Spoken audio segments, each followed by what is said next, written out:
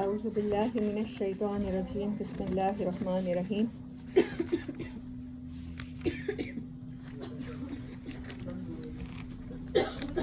تمت کلمۃ ربک صدقا وعدلا لا مبدل لکلماتہ وہو السمیع العلیم. سورۃ النساء کی آیت میں نے پڑھی. صدق اللہ العظیم. اما بعد اعوذ باللہ من الشیطان الرجیم بسم اللہ الرحمن الرحیم. Today I am going to tell you the story of one of the distinguished companion of Prophet sallallahu alaihi wasallam, حضرت سلمان فارسی رضی اللہ تعالیٰ عنہ. حضرت سلمان فارسی رضی اللہ تعالیٰ عنہ کی سٹوری نا مطلب میں نے نہیں سب کو نہیں آ رہی نہیں مجھے لگا آ رہی ہے. اچھا اب ٹھیک ہے. اچھا حضرت سلمان فارسی رضی اللہ تعالیٰ عنہ کی سٹوری اس لحاظ سے بہت ڈفرینٹ ہے باقی کمپینین سے کہ وہ مقامی نہیں تھے. جب نبی صلی اللہ علیہ وسلم مکہ میں دعوت دے رہے تھے، جب مکہ میں مختلف قسم کے حالات سے گزر رہے تھے، حضرت سلمان فارسی واز ناٹ اکمپنینگ پروفٹ صلی اللہ علیہ وسلم ایٹ دیٹ ٹائم. اس ٹائم پہ حضرت سلمان فارسی آپ سے کمپنی نہیں کر رہے تھے. جب پروفٹ صلی اللہ علیہ وسلم طائف کو جا رہے تھے تب حضرت سلمان فارسی کسی اور ٹرائل سے گزر رہے تھے ایٹ دا سیم ٹائم. اور جب نبی صلی اللہ علیہ وسلم مدینہ میں آئے اور نبی صلی اللہ علیہ وسلم نے جب بدر اور احد کے مارکے میں شرکت فرمائی تب بھی حضرت سلمان فارسی was not present with prophet صلی اللہ علیہ وسلم ان دا بیٹل فیلڈ. وہ تب بھی ان کے ساتھ حاضر نہیں تھے. تو تب وہ کہاں تھے اور ان کی سٹوری وہ اپنی زبانی خود سناتے ہیں. حضرت ابن عباس رضی اللہ تعالیٰ عنہ سے ایک لانگ نریشن ان کی مروی ہے جس میں وہ خود اپنی سٹوری سناتے ہیں. کہتے ہیں میں نے جس گھر میں آنکھ کھولی تو وہ مذہبی پریسٹ کا گھر تھا. My father was religious priest monk, کچھ بھی بزرگ کہیں عالم کہیں اس دور کے، تو وہ تھے میرے والد. اور ان کا نام اس ٹائم روز بے تھا، دا سن آف مرزبان. روز بے اور فادر کا نام مرزبان، اور ایران کے شہر اصفہان میں رہتے تھے. ایران ہی پرشیا کہلاتا تھا نا اس ٹائم. اچھا اس میں سینیریو دیکھیں کہ نبی صلی اللہ علیہ وسلم کے آنے سے پہلے اور اسلام کے آنے سے پہلے تھوڑی سی ہسٹری بتا دیتی ہوں، زیادہ انٹرسٹ ڈیولپ ہوگا. یہ پرشین اور Roman empires was the two main super powers at that time. دونوں یہ سپر پاورز تھے اور ان میں 700 سال سے جنگ چلی آ رہی تھی. 700 سال سے کبھی وہ ان کا پلڑا بھاری ہو جاتا تھا اور کبھی ان کا پلڑا بھاری ہو جاتا تھا. تو یہ حالات تھے. اور 720 ایئرس ہو چکے تھے جب اسلام آیا ہے اور فائنلی ان کو کنکر کیا ہے. ان دونوں امپائرس کو کس نے؟ مسلمانوں نے، اسلام نے کنکر کیا. اور حضرت سلمان فارسی کہتے ہیں کہ میں نے جب آنکھ کھولی تو خود کو ایک اپنے فادر کو مذہبی پریسٹ پایا. اور میں ایرانیوں کا جو مذہب تھا اس ٹائم پہ آگ پرستی تھا، آگ کی پوجا کرنا. تو میرے گھر میں ہر ٹائم آگ جلتی رہتی تھی اور میری ڈیوٹی تھی. تو یہ اس طرح کے بچے تھے جس نے بچوں کے ساتھ کھیل کود نہیں دیکھی. کہتے ہیں میرے فادر کو مجھ سے اتنی محبت تھی کہ انہوں نے مجھے کبھی گھر سے باہر ہی نہیں جانے دیا. میں نے نہیں دیکھا ہوا، باہر کی دنیا نہیں دیکھی ہوئی تھی. اس ٹائم میں آپ کو یہ بتاؤں کہ مذہبی لوگوں کی کیا اہمیت تھی کہ ایران کے اس ٹائم کے جو سکے دریافت ہوئے ہیں ان پر اس ٹائم کے کسرا بادشاہ کے بجائے آگ کی تصویر تھی اور آگ کے گرد وہی مذہبی جو رہنما ہوتے ہیں، علماء ہوتے ہیں، جیسا ان کا لباس ہوتا ہوگا کلچرل اس ٹائم پہ، تو ان کی تصویر ہوتی تھی. سوچیں کہ بادشاہوں سے بھی زیادہ امپورٹنٹ گھرانے میں انہوں نے آنکھ کھولی. اور وہ کہتے ہیں کہ میں نے اپنے ارد گرد نوکر چاکر دیکھے، میں نے اپنے ارد گرد لوگ دیکھے جیسے پوجا کرنے والے لوگ دیکھے، اس حد تک مذہبی رہنماؤں کی. تو میں نے اس ماحول میں آنکھ کھولی ہے. اور کہتے ہیں کہ میرے فادر نے مجھے کہیں باہر ہی نہیں جانے دیا. ایک دن میرے فادر میرے پاس آئے اور کہنے لگے، ان کی وہ بہت امیر آدمی تھے، جس کا بادشاہوں سے بھی اسٹیٹس اپ ہو تو ظاہری بات ہے اس کے پاس ویلتھ بھی تو ہوگی نا. میرے پاس آئے اور مجھے آ کے کہتے ہیں کہ آج میں بہت مصروف ہوں، میں نے کوئی بلڈنگ بنوانی ہے اور بلڈنگ کے سلسلے میں ہو سکتا ہے ٹھیکیدار سے کام ہو یا کہیں ملنے جانا ہو، تو ایسا کرو. ان کے بہت سارے باغات بھی تھے، آج باغات کی لک آفٹر تم کر لو. اور کہتے ہیں میں نے کہا ٹھیک ہے. He was a very obedient man. تو وہ کہتے ہیں لڑکے تھے اس ٹائم پہ. کہتے ہیں کہ میں نے کہا ٹھیک ہے ابا جان میں کر لیتا ہوں. کہتے ہیں کہ کہہ کر فادر تو میرے چلے گئے اور میں باغ میں جانے کے لیے چلا تو گم ہو گیا. میں کبھی گھر سے باہر نہیں نکلا تھا. یہ میری زندگی کا کہتے ہیں 12واں یا 13واں سال تھا, اور یہ پہلا موقع تھا کہ میں گھر سے باہر نکلا اور میں راستہ بھول گیا ہوں. تو میں آگے چلتے چلتے گیا ہوں تو میں نے دیکھا ہے ایک عبادت خانہ ہے اور وہاں پر لوگ عبادت کر رہے ہیں. تو مجھے ان کی عبادت کا طریقہ بڑا پسند آیا. تو اس ٹائم پہ ریئل کرسچینٹی, تو ریئل کرسچنس جو تھے وہ عبادت کر رہے تھے, اور عیسیٰ علیہ السلام کے مذہب میں بھی نماز تھی. اور وہ نا کہتے ہیں کہ ان کا عبادت کرنے کے طریقے میں نا بار بار سجدہ آ رہا تھا. تو وہ مجھے بڑا اٹریکٹ کیا, بڑا اپیل کیا. تو میں نے کہا ان کا عبادت کرنے کا طریقہ ہمارے طریقوں سے بہت اچھا ہے. ظاہر ہے ان سے بہتر کون جانتا ہوگا کہ آگ پرست یا مجوسی تو وہ کیسے عبادت کرتے ہیں, زونیسٹ کہتے ہیں ان کو. کہتے ہیں میں دیکھتا رہا, میں ان کے معبد خانے میں بیٹھا رہا. میں نے ان سے پوچھا کہ آپ کون لوگ ہیں؟ انہوں نے کہا ہم عیسیٰ علیہ السلام کے ماننے والے ہیں اور ہم انہی کے طریقے پر عبادت کریں. ادھر کہتے ہیں میرے فادر بہت پریشان تھے. ظاہر ہے میں گم ہو گیا تھا اور کافی دیر جب انہیں نہیں ملا, 2-3 گھنٹے گزر گئے, اور میں 2-3 گھنٹے ایک پیس اور سولیڈیٹری کی کیفیت میں تھا. مجھے پتہ ہی نہیں چلا وہ گھنٹے کیسے گزرے. یعنی میں پریشان نہیں تھا کہ میں گم ہو گیا ہوں اور میں کہاں آ گیا ہوں اور یہ کیسے لوگ ہیں, اور مجھے کوئی عجیب بات فیل نہیں ہو رہی تھی. کہتے ہیں اس دوران میرے فادر نے بندے بھیجے اور فٹافٹ میرا پتہ کرایا. تو میں گھر آیا تو وہ مجھے کتنی دیر پیار کرتے رہے کہ تو بچے کہاں چلا گیا تھا, گم ہو گیا تھا. تو میں نے ان سے کہہ دیا, یہ بات اتنی زیادہ فیسینیٹنگ ہے کہ وہ اس ٹائم پہ بھی جس بندے نے دنیا نہ دیکھی اور فادر نے انہیں باہر جانے ہی اس لیے نہیں دیا تھا کہ وہ صرف اپنے ہی دین کو صحیح سمجھے. ہمارے ہاں بچوں کو صرف کیا کہا جاتا ہے, اپنا مسلک. تو وہ بھی وہی کہہ رہے تھے کہ اپنا دین نہ چھوڑے, تو اس بچے کا باہر کا ایکسپلوئر ہونا ہی نہیں چاہیے, اس کو پتہ ہی نہیں چلنا چاہیے. اور کہتے ہیں میں نے اپنے فادر سے نا پہلے انسپائریشنل گفتگو یہی کی کہ آج میں جہاں گیا ہوں نا تو وہاں میں نے عبادت کا طریقہ دیکھا اور وہ ہمارے طریقے سے بہت اچھا تھا. اور ان کے والد نے اس بات پر انہیں شدید زد و کوب کیا اور ان کو چین کر کے ہاتھ پاؤں باندھ کے قید میں ڈال دیا. اب وہ سٹیٹس تھا کہ گھر میں شہزادوں کی طرح رہتے تھے اور ہر مذہبی رہنما عقیدت میں آ کے ان کے پاس سب سے پہلے حاضری دیا کرتا تھا. اور اب جو بھی آتا تھا گھر میں وہ دیکھتا تھا کہ ایک لڑکا زنجیروں میں بندھا ہوا, اور اس کو ڈسپلے کیا ہوا تھا ان کے فادر نے کہ دیکھو, جیسے حضرت ابراہیم علیہ السلام کے فادر نے کیا تھا, بالکل ویسے. کہتے ہیں اس دوران نا میں نے کیا کیا, ظاہری بات ہے گھر میں کچھ پیار کرنے والے لوگ بھی ہوں گے, تو وہ ان کے ساتھ میں نے مطلب اپنے ٹائز اسٹرانگ کر کے میں نے خط و کتابت شروع کر دی ان عبادت خانے والوں کے ساتھ.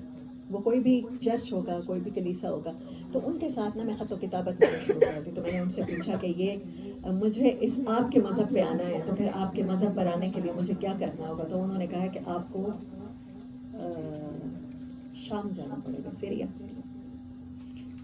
اب وہ لڑکا مطلب دن رات وہ کہتے ہیں کہ میں نے کوشش کی کہ میں کسی طرح نکل کے بھاگ جاؤں, کسی بھی طرح. اور کبھی انہوں نے مجھے بتایا کہ اب سیریا سے جو قافلہ آیا ہوا ہے اب وہ چلنے کو تیار ہے, کیونکہ میں اگر ان کے معبد خانے میں چلا جاتا تو پکڑا جاتا فوراً. میرے والد کو تو پتہ تھا میں کن سے انسپائر ہوں. تو میں نے انتظار کیا کہ کوئی سیرین قافلہ آئے. ان دنوں کوئی ڈائریکٹ فلائٹس تو نہیں چلتی تھیں, سمجھے, ان کا پاسپورٹ بھی نہیں تھا اور ویزا بھی نہیں تھا. لیکن اس کے باوجود ان کے اندر کی تڑپ دیکھیں اور حق کی تلاش. کہ کہتے ہیں کہ جب مجھے انہوں نے اس عبادت خانے کے منتظم نے لکھا کہ اب قافلہ چلنے والا ہے, انہوں نے جو بھی تجارت کرنی تھی یہاں پر ایران میں انہوں نے کر لی ہے اور وہ جانے والے ہیں شام. تو میں گھر سے بھاگا, ڈیفینیٹلی کسی نہ کسی کی ہیلپ لی ہوگی, بھاگا اور پھر ان کے ساتھ شامل ہو گیا. اور وہاں جا کے جو ان کی وہاں پہنچا جو انہوں نے ریفر کیا تھا, یہاں والے بزرگ نے مجھے ریفر کیا تھا, سینٹ نے, وہاں والا جو شام والا. تو میں وہاں چلا گیا اور دمشق میں گیا, دمسکس جسے کہتے ہیں.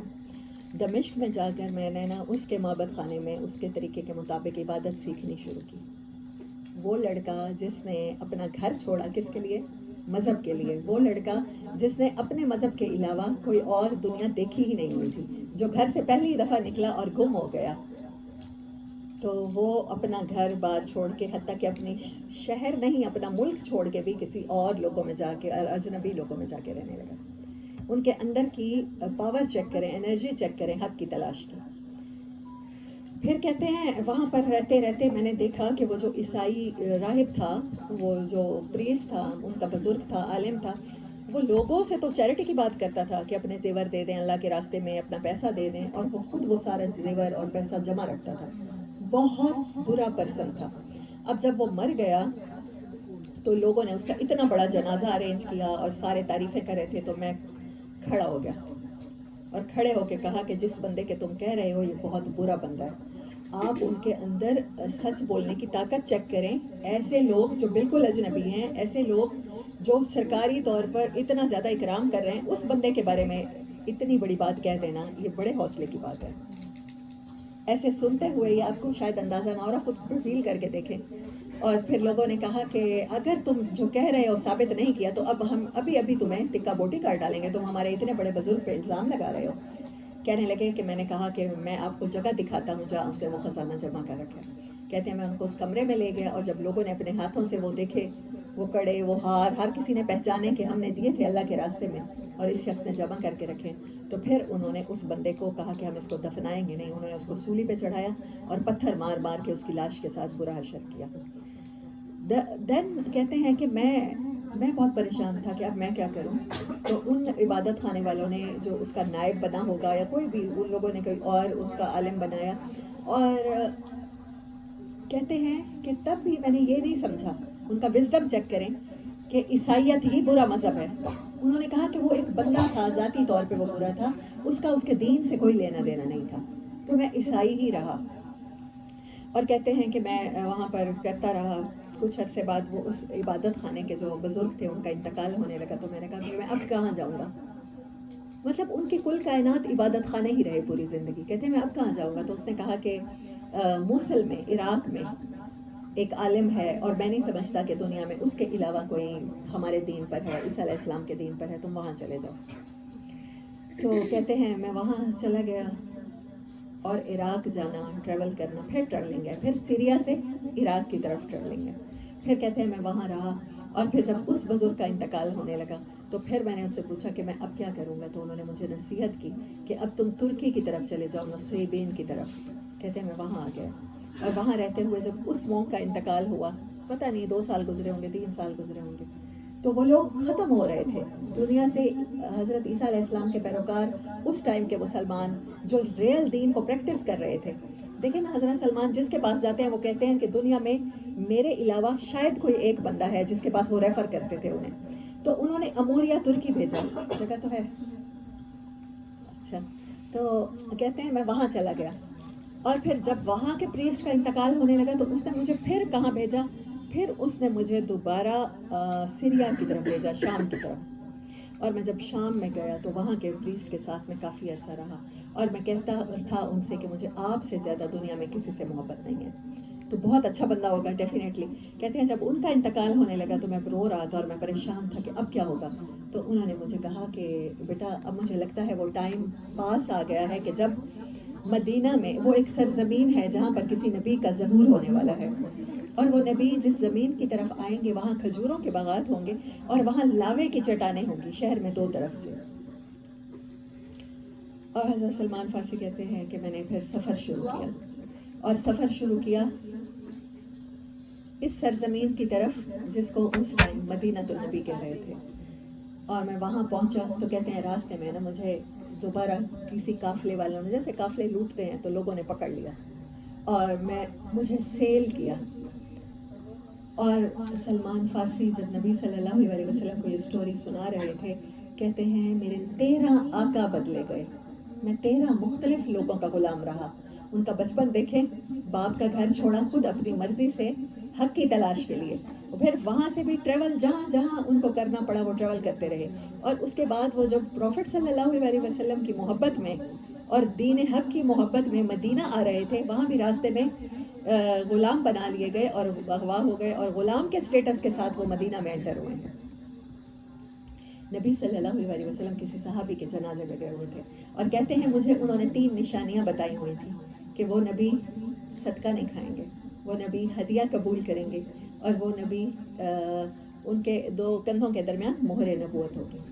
کہتے ہیں میں نے نا میرا یہودی آقا تھا، جب پروفٹ صلی اللہ علیہ وسلم کے پاس وہ آئے ہیں اور ایمان قبول کیا ہے نا، اس ٹائم وہ بنو قریظہ کے کسی یہودی کے غلام تھے.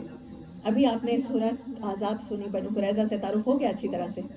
تو وہ یہ بہت اسلام دشمن ٹرائب تھا، اور وہ جو ان کا آقا تھا وہ نبی صلی اللہ علیہ وسلم کی دشمنی میں بہت بڑا ہوا تھا. کہتے ہیں میں نے اس سے تھوڑی دیر کے لیے اجازت چاہی اور میں نے کچھ کھجوریں لیں اور میں آپ صلی اللہ علیہ وسلم کی خدمت میں حاضر ہوا اور کہا کہ یہ صدقے کی کھجوریں ہیں، سو دس از ڈیووٹیڈ. تو پھر آپ صلی اللہ علیہ وسلم نے ایک گرین چادر تھی، اس پہ کھجوروں کو پھیلایا اور صحابہ سے کہا کھائیں، اور میں نوٹ کرتا رہا آپ نے ایک دانہ بھی اٹھا کے نہیں کھایا. تو میں نے کہا ایک نشانی تو پوری ہو گئی ہے. کہتے ہیں پھر نہ کچھ دن بعد پھر میں نے کچھ کھجوریں لے کر آیا اور پھر میں نے کہا کہ یہ ہدیہ ہے، یہ گفٹ ہے آپ کے لیے، اور آپ نے وہ کھائیں، تناول فرمائیں. اور پھر کہتے ہیں کہ کسی دن جنازہ تھا اور اس میں آپ صلی اللہ علیہ وسلم نے شرکت کی. جب شرکت کی تو اس میں آپ کے کندھوں سے بار بار چادر نا تھوڑی سی نیچے ہو رہی تھی. تو میں نا تاڑ رہا تھا، دیکھ رہا تھا، اسٹیئرنگ اور میں دیکھ رہا تھا اور میں دیکھتا رہا. تو کہتے ہیں کہ جب جنازے سے اور تدفین سے آپ صلی اللہ علیہ وسلم فارغ ہو گئے نا، تو نبی صلی اللہ علیہ وسلم مجھے نوٹ کر رہے تھے کہ یہ کچھ آبزرو کر رہا ہے. تو کہتے ہیں نبی صلی اللہ علیہ وسلم نے نا چادر گرا دی.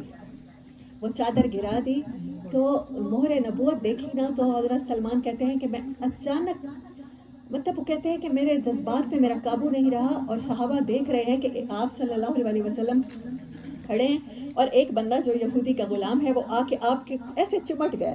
کہتے ہیں میں نے آپ کی کمر مبارک کو چمٹ گیا اور میں اونچی اونچی آواز سے رو رہا تھا اور میں آپ کی مہر نبوت کو چوم رہا تھا.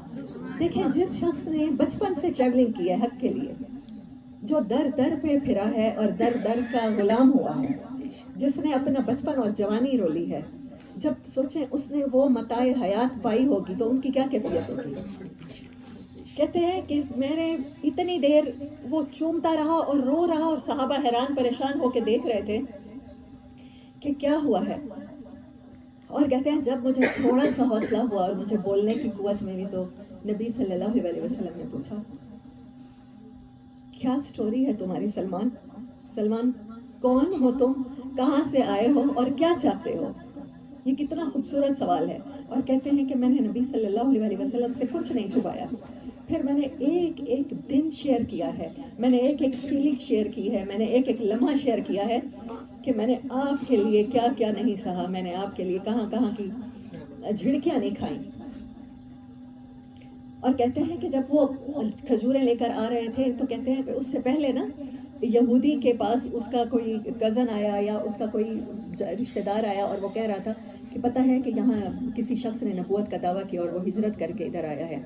تو وہ کہہ رہا تھا کہ ہاں وہ سچا ہے. کہتے ہیں میں باغ میں کام کر رہا تھا، میں کام چھوڑ کے آیا ہوں بھاگتا ہوا، ان کی گفتگو سنی ہے نا، تو میں نے کہا کہ مجھے وہاں جانا ہے. تو اس نے میرے منہ پر نا زور سے مکہ مارا ہے. غلام کے ساتھ بہت برا سلوک کیا جاتا تھا. کہتے تمہارا اس گفتگو سے کیا لینا دینا، چلو جاؤ اپنا کام کرو. اور اس نے جھڑک کے مجھے بھیجا ہے. اور یا رسول اللہ میں ابھی بھی مار کھا کے آ رہا ہوں اور مجھے وہ مل گیا ہے جس کی مجھے تلاش تھی. کہتے ہیں یہ بات کر کے وہ پھر رونے لگے اور پھر آپ صلی اللہ علیہ وسلم کو حق کیا اور وہ صرف چومتے جا رہے تھے اور ان سے بولا نہیں جا رہا تھا. اس کیفیت میں پتہ نہیں گھنٹہ گزرا ہوگا، آدھا گزرا ہوگا. حضرت سلمان کو جب ان کی زندگی کا حاصل ملا ہے تو پھر نبی صلی اللہ علیہ وسلم نے ان سے زندگی کا ایک ایک لمحہ سنا ہے، ان کے دل کو تسلی دی ہے. ایک محبوب نے جب محبوب کو اپنی سٹوری سنائی ہے، پھر کہا ہے کہ سلمان اب تم ہمارے ہو تو ہمارے ہو جاؤ، اب تم غلامی سے آزاد ہو جاؤ. تو کہنے لگے یا رسول اللہ سلمان کے پاس تو کچھ بھی نہیں ہے، مجھ سے بڑا فقیر بھی کوئی نہیں ہے کائنات میں کیا چیز دے کر اپنے آقا سے آزادی خریدوں. اور جب آقا سے بات کی تو اس نے کہا ہاں میں تمہیں آزاد کروں گا، لیکن ایسی شرطیں رکھ دی کہ ہو ہی نہیں سکتا تھا. سلمان کہتے ہیں کہ جب میں نے یہ شرطیں سنی نا تو میں نے نبی صلی اللہ علیہ وسلم کو بتایا ہی نہیں کہ اس نے کیا کہا ہے. میں نے کہا یہ پاسبل ہی نہیں ہے. اس نے کہا 300 کھجوروں کے درخت اور جس زمین پر لگے ہوئے ہیں وہ زمین بھی ساتھ میں تم ارینج کرو گے، اور 300 کھجوروں کے درخت اور وہ درخت سارے کے سارے بڑے ہو جائیں، وہ بڑے ہو جائیں اور 40 اوکیا سونا تم مجھے دو گے تب جا کے میں تمہیں آزاد کروں گا.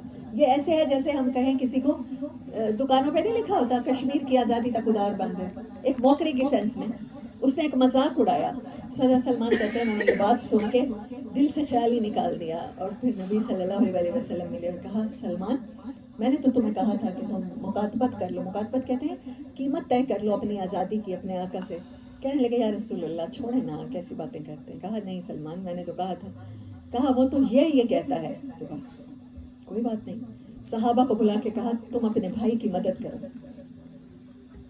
آپ اس اسٹوری سے تھوڑا سا رک کے سوچئے گا ضرور. ہمارے پاس جب کوئی مجبور اور لاچار مدد مانگنے آتا ہے تو ہم کیا کہتے ہیں؟ صبر، صبر کرو. نبی صلی اللہ علیہ وسلم نے یہ نہیں فرمایا سلمان صبر کرو، اب تو یہ تو ہم آپ کو نہیں دے سکتے. پھر یہ نہیں کہا اور دوسری بات ہم کیا کہتے ہیں؟ دعا. پریکٹیکلی ہم آپ کے لیے کچھ نہیں کر سکتے، ہم آپ کے لیے دعا کر سکتے ہیں. آپ صلی اللہ علیہ وسلم سے بڑھ کر دعا کس کی تھی؟ اور آپ ہاتھ اٹھاتے تو کیا نہیں سنی جاتی؟ کیا آپ کی ہی نہ سنی جاتی؟ کہہ دیتے سلمان میں آپ کے لیے ہاتھ اٹھاؤں گا، دعا کروں گا، یا صحابہ کو اکٹھا کرتے اور دعا فرماتے. نہیں کہا اپنے بھائی کی مدد کرو پریکٹیکلی. اور حضرت عثمان رضی اللہ تعالیٰ عنہ وہ زمین انہوں نے دی، 20 درخت دیے تھے، اور سارے صحابی کوئی 1 درخت لا رہا ہے، کوئی 2 لا رہا ہے، کوئی 3 لا رہا ہے. اور نبی صلی اللہ علیہ وسلم جب درخت اکٹھے ہو گئے اور صحابہ نے وہ ہول ڈگ کر لیے، درخت کو اندر لگانے کے لیے بھی بہت بڑا وہ چاہیے ہوتا ہے، گڑھا کھودنا پڑتا ہے. جب ہو گئے تو پھر نبی صلی اللہ علیہ وسلم نے each and every tree plant with his own hands, اور ان کو کیا. اور 1 درخت حضرت عمر نے لگایا تھا. 299 ٹریز نبی صلی اللہ علیہ وسلم نے لگائیں، اور 1 درخت حضرت عمر نے لگایا، اور وہ 1 درخت ہی مر گیا تھا، اور باقی سارے 299 کے 9 درخت وہ سارے فوراً ہی گرو کر گئے. اور کہا کہ یہ تو ہو گئی. اور پھر حضرت سلمان نے کہا اچھا ہو گئی تو میں وہ جو 40 اوکیا سونا تھا وہ آج کا تقریباً 50 گرام، مطلب 50 کلو سونا بنتا ہے. پاسبل آج بھی نہیں ہے. ہاں آج بھی نہیں ہے. تو سوچیں اس ٹائم جہاں پر صحابہ ایک ٹائم کھانا کھاتے تھے تو دوسرے ٹائم نہیں کھاتے تھے، بعض دفعہ 3 دن چولہے نہیں جلتے تھے صحابہ کے گھر میں، تو وہاں کوئی تصور کر سکتا تھا؟ پھر نبی صلی اللہ علیہ وسلم کو کہیں سے گفٹ آیا، پتہ نہیں مجھے بھول گیا بالکل ایگزیکٹ، تو وہ آپ نے وہ سونا دیا اور کہا سلمان خرید لاؤ آزادی.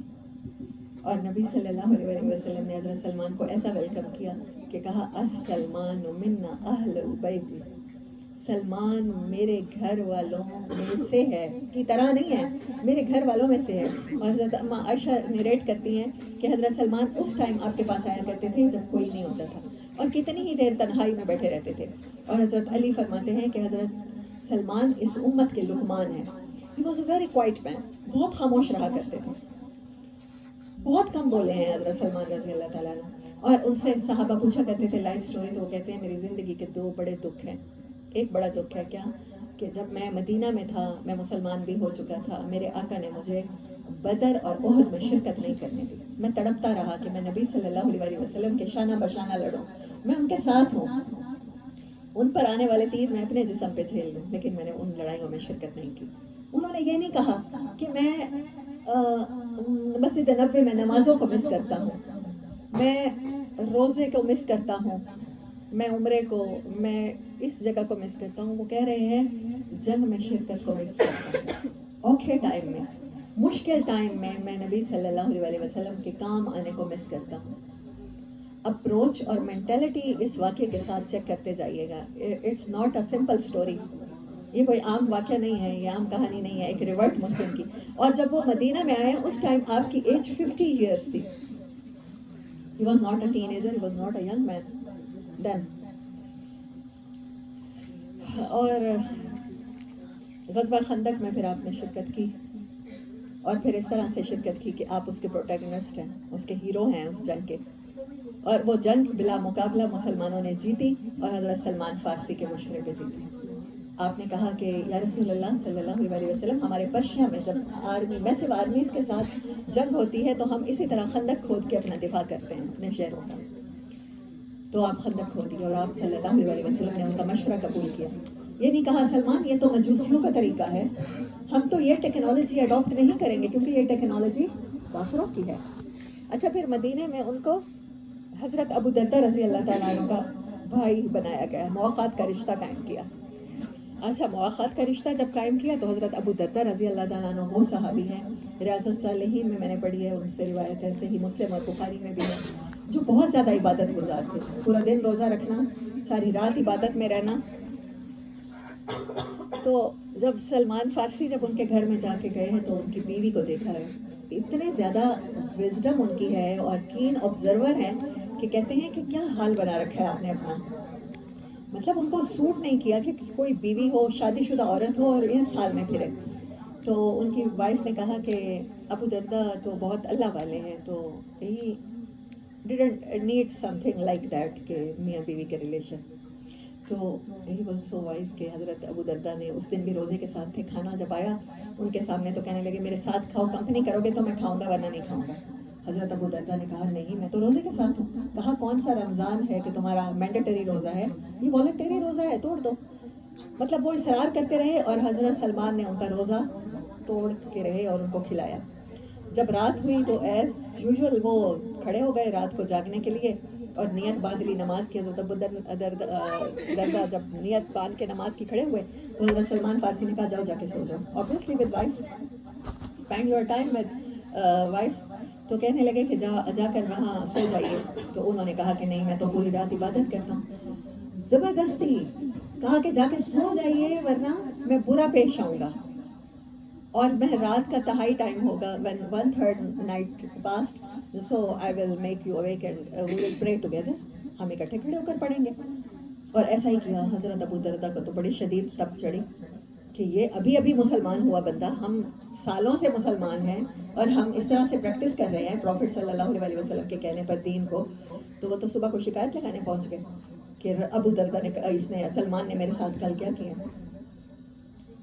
اور نبی صلی اللہ علیہ وسلم نے یہ نہیں کہا کہ سلمان تم تو ابھی آئے ہو، تم تو ابھی عربی بھی نہیں بول سکتے، تم تو ابھی ہمارا کلچر سیکھو، اسلام کیا کیا کہتا ہے. اسلام تو عبادت کا دین ہے، نمازوں کا روزے کا دین ہے. تم عبادت پہلے سیکھو. تم میرے کمپینینز کو کس طرح سے منع کر سکتے ہو.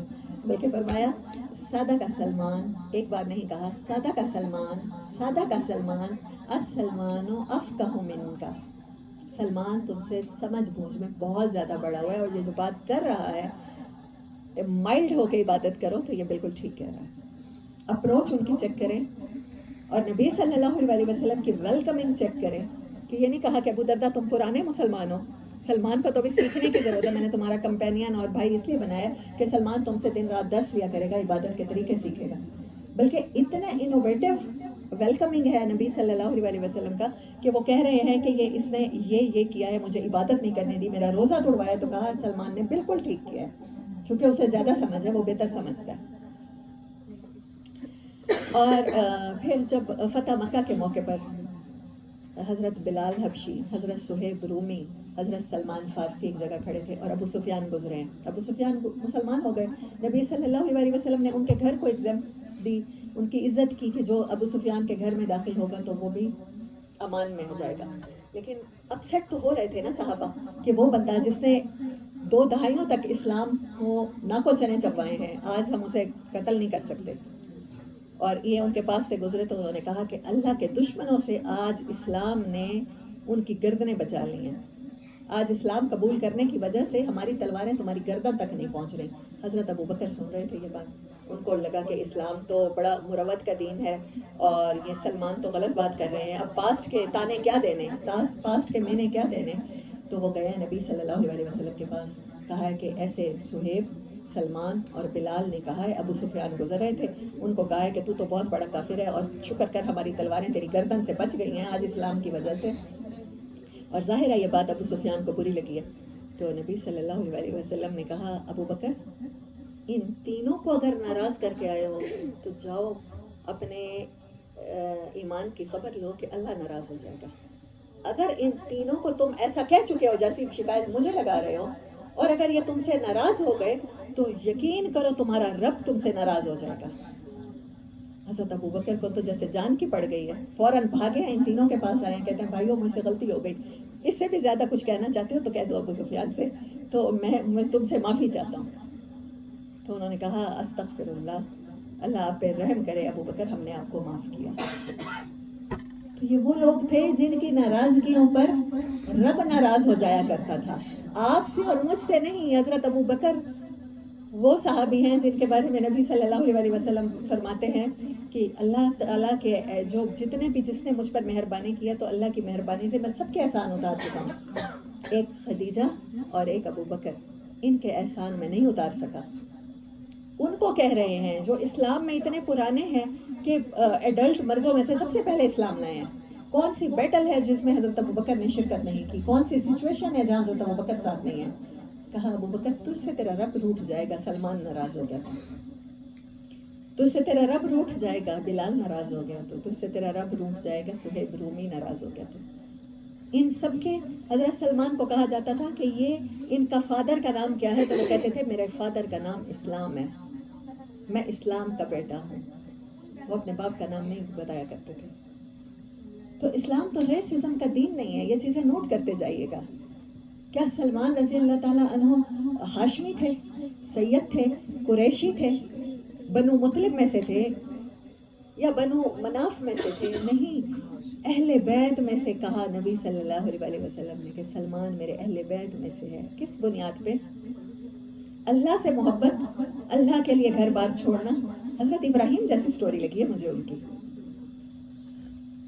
اور اللہ تعالیٰ ان کو اس جگہ تک لے کر آئے ہیں. پھر پروفٹ صلی اللہ علیہ وسلم کی بات اچھا جب خندق کھود رہے تھے ان کے مشورے پر، تو پھر ایک چٹان ان کے راستے میں آ گئی اور صحابہ بہت پریشان تھے، ان سے نہیں ہو رہی تھی. تو حضرت سلمان آپ صلی اللہ علیہ وسلم کے پاس تشریف لائے. یا رسول اللہ، ایک پتھر آ گیا، کسی سے بھی نہیں ٹوٹ رہا. آپ نے ان کا کلہاڑا یا کدال لے کے پتھر کو مارا ہے.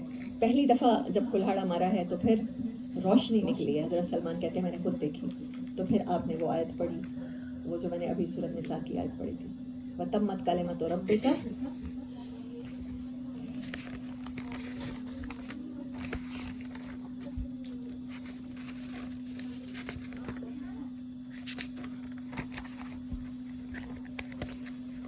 تمت کلمت ربک صدقا وعدلا لا مبدل لکلماتہ وہو السمیع العلیم. دوسری بار آپ نے کدال ماری تو دوسری بار روشنی نکلی، زیادہ نکلی پہلے سے. پھر یہ آیت پڑھی، تیسری بار ماری تو پھر تیسری بار پڑھی.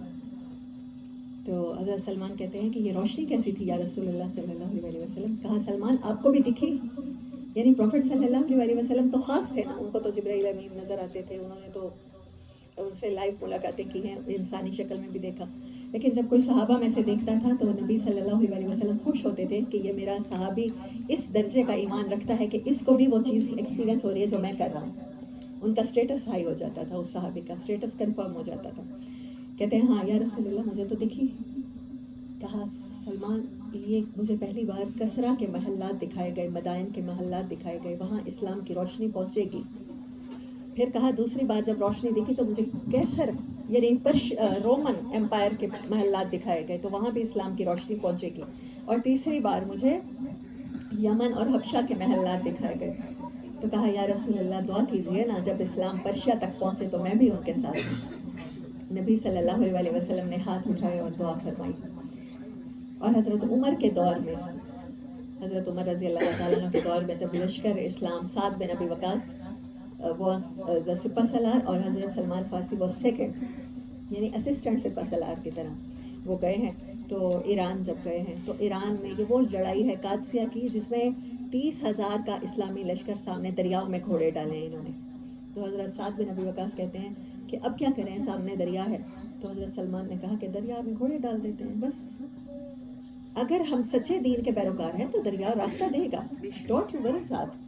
تو پھر گھوڑے ڈالے گئے ہیں. تو جو دوسری طرف ایرانی دیکھ رہے تھے تو انہوں نے کہا کہ یہ تو دیو آنت، پرشین میں ایسے ہی بولتے ہیں دیو آنت، تو ہمارا مقابلہ انسانوں سے نہیں ہے. پھر وہی محل جہاں پر آپ بچپن میں جایا آیا کرتے تھے اور دیکھا کرتے تھے اور جہاں آگ جلتی ہوئے دیکھا کرتے تھے، وہاں پر آپ ایز اے کنکور داخل ہوئے ہیں مدائن کے محلات میں. اور وہ دعا جو آپ صلی اللہ علیہ وسلم سے فرمائش کر کے منگوائی گئی تھی وہ پوری ہوئی ہے. تو حضرت عمر رضی اللہ تعالیٰ نے کہا کہ آپ یہاں کے گورنر بنیے. تو پھر کہنے لگے کہ نہیں، مجھے 2-3 دن کا ٹائم دیجیے کہ میں ان لوگوں پر اسلام پیش کرنا چاہتا ہوں، کہ میرے اپنے لوگ ہیں. اور ان سے کہا ہے کہ میں کوئی اسپائی نہیں ہوں، میں تم لوگوں کے خلاف جاسوسی نہیں کر رہا، میں تو عرب بھی نہیں ہوں، میں تو نان عرب ہوں، یہ لوگ اور ہیں. لیکن میں حق کی تلاش میں ان کے پاس گیا اور انہوں نے مجھے اتنی عزت دی کہ اپنا سردار بنا کے تمہارے پاس بھیجا. تو تم بھی اس دین میں آ جاؤ، تمہاری کوئی لڑائی نہیں ہے، صرف جزیہ دیتے رہو، دین میں بھی نہیں آتے تو اسلام کی برتری قبول کر لو. لیکن ان لوگوں نے نہیں قبول کیا تو ظاہری بات ہے پھر لڑائی ہوئی ہوگی اور کنکر ہوا. اور جب وہ فتح ہو گئے قلعے اور محلات تو حضرت عمر نے کہا کہ آپ یہاں کی گورنرشپ قبول کیجیے. بٹ ہی سیڈ کہ میں یہاں کی لگژوریس لائف نہیں گزاروں گا. میں نے اپنے دوست سے ایک وعدہ کیا تھا، دوست سے مجھ سے وعدہ لیا تھا کہ سلمان دنیا ایسے گزارنا، دنیا میں بس اتنی لگژری لینا جتنی ایک مسافر سفر کرنے کے لیے زیادہ راہ پاس رکھتا ہے. تو مجھے یہ چیز نہیں چاہیے. میں حضرت عمر رضی اللہ تعالیٰ نے 5,000 درہم ان کی تنخواہ مقرر کی، گورنری تو کی، لیکن ایک کٹیا میں جا کر بیٹھ کر وہ محلات وقف کر دیے عوام کے لیے، اور ایک چھوٹا سا کمرہ جہاں پر چند برتن، ایک کمبل، اور جب آپ کی وفات ہوئی ہے تو 20 درہم آپ کا کل اثاثہ تھا. اور اپنی وہ جو پوری تنخواہ ہوتی تھی ہر مہینے چیریٹی کر دیا کرتے تھے، سالانہ ہوتی تھی یا ماہانہ ہوتی تھی، چیریٹی کر دیا کرتے تھے. اور وہ لوگوں کو تبلیغ کیا کرتے تھے. اب آخری دنوں میں نا لاسٹ ان کے پاس خط آیا حضرت ابو دردہ رضی اللہ تعالیٰ عنہ کا. انہوں نے کہا ہے کہ سلمان میں یہاں یروشلم میں ہوں، ان کو وہاں کا گورنر یا وہاں کی رہائش مل گئی ہوگی یا تبلیغ کے سلسلے میں گئے ہوں گے. کہتے ہیں یہ مقدس شہر ہے اور یہاں آ جاؤ تم.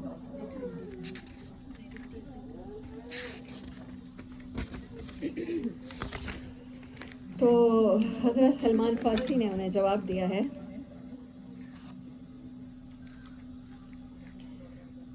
لکھا ہے وعلیکم السلام میرے پیارے بھائی، کیونکہ وہ دینی بھائی تھے نا، مدینہ میں کافی ٹائم گزارا. تو حضرت سلمان کی ایج ابو دین 80 تھی، تو انہوں نے کہا کہ اب عمر کے آخری ایام ہم دونوں دوست مل کے گزارتے ہیں، اور یہ بڑی مبارک انبیاء کی سرزمین ہے، اور تم بھی یہاں آ جاؤ بیت المقدس کے پاس یروشلم میں. تو حضرت Salman said lands does not make anyone holy اور insignificant. زمینیں یا مقامات کسی انسان کو عزت نہیں دیتے. زمینیں اور مقامات کب سے مقدس ہونے لگ گئے ابو دردہ؟ انسانوں کے اعمال ہوتے ہیں جو انہیں عزت دیتے ہیں. انسانوں کے اعمال ہوتے ہیں جو کسی جگہ کو مبارک کر دیتے ہیں جہاں وہ رہتا ہے. تو آپ نے آخری دن اپنے وہیں گزارے، وہیں پرشیا میں ہی، ایران میں ہی، جہاں فتح ہوا تھا اور جہاں کی گورنرشپ آپ کو ملی تھی. اور میں نے آپ کو بتایا کہ جب ان کی وفات ہوئی، ڈیتھ ہوئی، تو 20 درہم، چند برتن جن میں ایک میں پکاتے ہوں گے یا اس میں کھاتے ہوں گے، یا کوئی پیالہ ہوگا یا کوئی پلیٹ ہوگی، اور ایک کمبل، یہ آپ کا کل اثاثہ تھا. کوئی فیملی نہیں تھی. وہ اپنے باپ کے گھر میں بھی تو جا کے رہ سکتے تھے نا، جو اپنے ٹائم کا مذہبی پریس تھا. کوئی بہت بچپن میں تو گھر نہیں چھوڑا تھا نا. وہ سب جگہیں، وہ محلات جہاں پر آپ فاتح اور حکمران بن کے رہ سکتے تھے، وہاں فقیر بن کے رہنا گوارا کیا. اور وہ جو وعدہ کیا تھا، تو حضرت سعد بن ابی وقاص ملنے گئے ہیں آخری دنوں میں یا آخری ٹائم پہ، تو رو رہے تھے. کہا یا سلمان کیوں رو رہے ہیں؟ ما یبکا، کس چیز نے آپ کو رلایا؟ آپ نے تو اچھی لائف گزاری ہے، بڑی دین خود پایا ہے، پروفٹ صلی اللہ علیہ وسلم کے ساتھ کمپینین شپ کی ہے، بڑی اچھی لائف گزاری ہے، اسلام کا عروج دیکھا ہے. کہتے میں اس لیے رو رہا ہوں کہیں جو میں نے اپنے محبوب سے وعدہ کیا تھا اس میں کوئی کمی نہ رہ گئی ہو، کہیں سلمان نے کچھ زیادہ دنیا نہ لے لی ہو جو میں نے وعدہ کیا تھا. پتہ نہیں میرا وعدہ پورا بھی ہوا ہوگا کہ نہیں. اور جو ان سے حدیث مروی ہے اور جو مجھے بہت زیادہ پسند ہے، مجھے نہیں پتا تھا کہ حضرت سلمان، کل سے میں اسٹڈی کر رہی ہوں تو میں نے سنی. کہتے ہیں کہ اب میں نے سعد بن ابی وقاص نے کہا سلمان تم تو خود سنایا کرتے ہو کہ تم کہتے ہو کہ وہ اللہ اتنا حیا والا ہے، اتنا شائع ہے کہ جب اللہ کا غلام، اللہ کا بندہ ہاتھ اٹھاتا ہے تو اس کو اپنے بندے کو خالی ہاتھ لوٹاتے شرم آتا ہے، تو وہ تمہاری مغفرت کیسے نہیں کرے گا. تو یہ مجھے حدیث مبارک بہت پسند ہے کہ اللہ کو اٹھے ہوئے ہاتھ اور پھیلی ہوئی جھولیاں خالی لوٹاتے حیا آتی ہے. اللہ is too shy to reject the request of his slaves. اور یہ روایت حضرت سلمان فارسی سے مروی ہے. یہ حدیث نبی صلی اللہ علیہ وسلم نے حضرت سلمان فارسی کو سنائی. تو لگتا ہے یہ کوئی عام سٹوری تھی، یہ ایک لائف تھی. یہ لوگ صدیاں جیے ہیں اور جی رہے ہیں، یہ آج بھی جی رہے ہیں نا. ان کی لائف اس قابل ہے کہ ہم ایسی ہی لائف گزاریں. یہ تھا اسلام کا حسن، اسلام کی بیوٹی، کہ اسلام نے یونیورسل کر لیا. کوئی کہیں ایران کے بت قدوں سے آیا ہے یا کوئی عیسائی کلیسا سے آیا ہے، کوئی یہودی ازم سے جو یروشلم سے آیا ہے، تو اس کو اسلام نے ایسا ویلکم کیا کہ سلمان منا اہل البیت. اہل بیت کون ہے؟ جو اللہ کے دوست ہیں. کبھی بلال سیدنا کہلاتے ہیں اور کبھی سلمان اہل بیت کہلاتے ہیں. کہ اللہ قدر کرتا ہے تلاش کرنے والوں کی. جو اس کو راضی کرنے میں لگ گیا تو پھر اللہ اس سے ایسا راضی ہوا کہ قیامت تک کے لیے ہم یہ اسٹوریاں سناتے رہیں گے. جب بھی سورۃ احزاب پڑھیں گے، جب بھی ہم سورۃ احزاب پڑھیں گے، جب بھی ہم سورۃ احزاب میں جنگ کا غزوہ احزاب کا چیپٹر پڑھیں گے تو خندق کی سٹوری تو ہم پھر پڑھیں گے نا. خندق کی سٹوری میں حضرت سلمان فارسی کی سٹوری تو آئے گی. ابھی پچھلے دنوں ہم نے سورۃ احزاب کی سٹوری کلاس میں ختم کی اور میں نے اس پہ سمری کے دنوں میں نے اسٹیٹس بھی لگایا. میں چاہتی تھی کہ آپ سب سنیں، لیکن کیونکہ سب نہیں آئے تو پھر میں نے کہا کہ چلیں باقی چیزیں تو مس ہو گئی سو ہو گئی، تو حضرت سلمان فارسی کی سٹوری میں آپ لوگوں کو سنا دوں. اسلام یونیورسل دین ہے. اسلام میں کوئی ریسزم نہیں ہے. ابو لہب سدا چچا ہے، سید ہے، قریشی ہے، ہاشمی ہے. اس کے بارے میں قرآن کیا کہتا ہے؟ تبت یدا ابی لہب وتب. اور ان کے بارے میں جو ساری زندگی آگ جلاتا رہا، جو ساری زندگی عیسائی راہبوں کے پاؤں دباتا رہا، اس کے بارے میں کیا کہتے ہیں؟ السلمان منا اہل البیت. اللہ کرے ایسے مقدر ہوں ہمارے، صدقے نہ جائیں پھر ایسے مقدر کے. وآخر دعوانا ان الحمد للہ رب العالمین. Anything you wanna ask or you wanna share, we can discuss it.